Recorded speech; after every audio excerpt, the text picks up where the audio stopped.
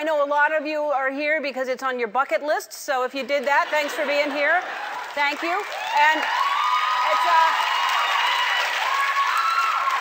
everyone has a bucket list. I've been keeping a bucket list for a long time, since I was a little girl. I've accomplished a lot. I was on The Tonight Show when Johnny Carson hosted. That was and I hosted the Oscars. And so now all I have to do is marry Donny Osmond, and I'm on. Check, check, check. Check. You change your mind when you're 13 sometimes. You think you know what you want. Actually, there's something I've always wanted to learn is I wanted to learn Spanish. And I've been for a long, long time thinking I should. 47 million people speak Spanish in the United States. 46 million of them live here in Los Angeles.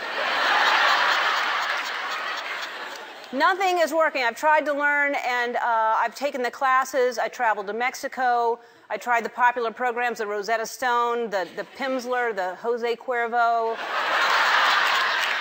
The thing, Jose Cuervo, you learn a little Spanish, but then when you wake up in the morning, you don't remember any of it. That's the problem with it. Who are you? Have you tried the Rosetta Stone? Anybody? Yeah.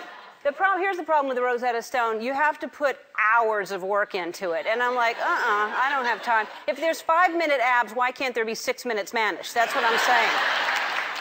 You know, the people that are starting to learn Spanish, they all learn the same phrase. Yo no hablo español. Which means I don't speak Spanish. What's the point of learning that? I mean, you could just go, or Scooby-Dooby-Doo, and, you know, people will figure it out. In the meantime, I decided to hire one of the stars of my favorite telenovela on Telemundo to teach me Spanish. Please welcome Eugenio. Eugenio.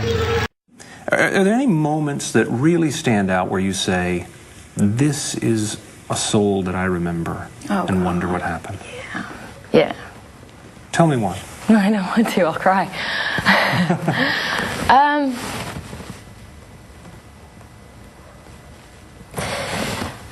There are so many. There's a kid. My first trip, I met a kid at a transit center who had a gunshot wound, and he was. Somehow they decided that he wasn't an emergency because there were so few hospital facilities that he was just put back in the camp, and he was just like he was about 10 or 11. This is Africa. This is Africa, yeah, and in Sierra Leone, and he just. I can't explain it. He was a healthy kid about a year before that. He'd gotten shot, and then he started to lose the ability to move his legs, and so he was moving them with his hands. And but it was just that everybody would come running to see what they could do, and everybody was talking about this new kid that had arrived in the transit center and what to do, and I don't want to talk about it.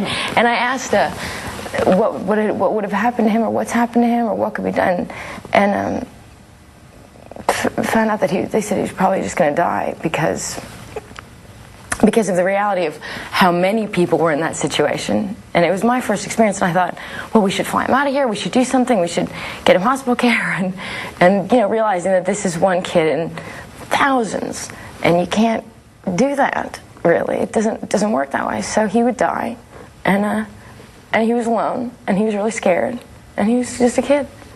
You believe, did you hear any more about him? No, he died. When you hear something like that, when you see something like that, do you feel very small against the enormity of the problem? Yeah, maybe, but no, at the same time, I think it makes you realize the importance of every single individual.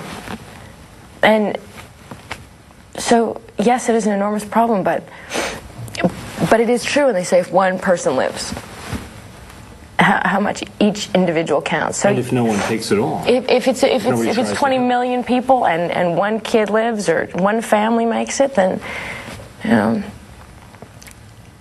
every individual does count. So that's what that makes me think. That makes me think that there's one kid like him maybe I'll meet, and because I had that experience, maybe that next kid, I'll know what to do and I'll be prepared, or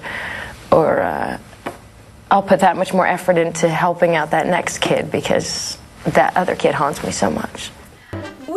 You just turned 40 last December. You are more mature as an actor because you are getting older and you are getting better. I better what do you be. think? Or is it pressure for you? Yeah, I better be. No, I see it as a real badge of honor. I see it as, now I'm completely responsible for my life, so I like it. I'll trade wisdom for youth any day. Responsible? Yeah, I'm responsible, yeah. As an Achilles? But not, I mean, not that I'm always responsible, but I'm responsible for my own mistakes, my own... How was to play an Achilles, the character? Listen, you know, it was a lot of hard work, but yeah, I love the character. It's really rewarding stuff. It's a big movie in the vein of the old Hollywood epics, and you got great themes that resonate in today's climate, and we got great actors. I mean, it's hard to beat this great director. His personality, do you like? Yeah, I do, because he's not a hero.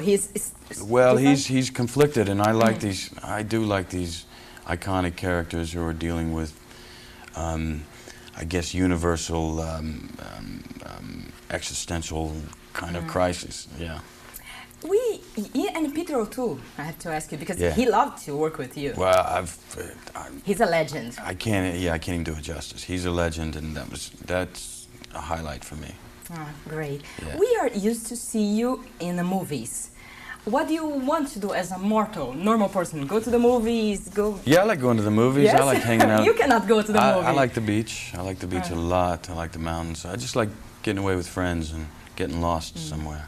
You must go to Brazil. You can get lost there and go to the I'm beaches. all for it. You've never been there? Nope, never been. But you heard about, of course. Oh, sure. Everyone's heard. And what did you hear about? Rio. Rio? Yeah, sure. The beaches, the women? Oh, yeah, all that. Okay, you were singing a Brazilian song for me. I don't know if it's Brazilian. But I don't know who, I think it is, but I don't know. But I'm not going to sing it on camera. Oh. You know why? Because Pitt can't sing. I'm not doing it.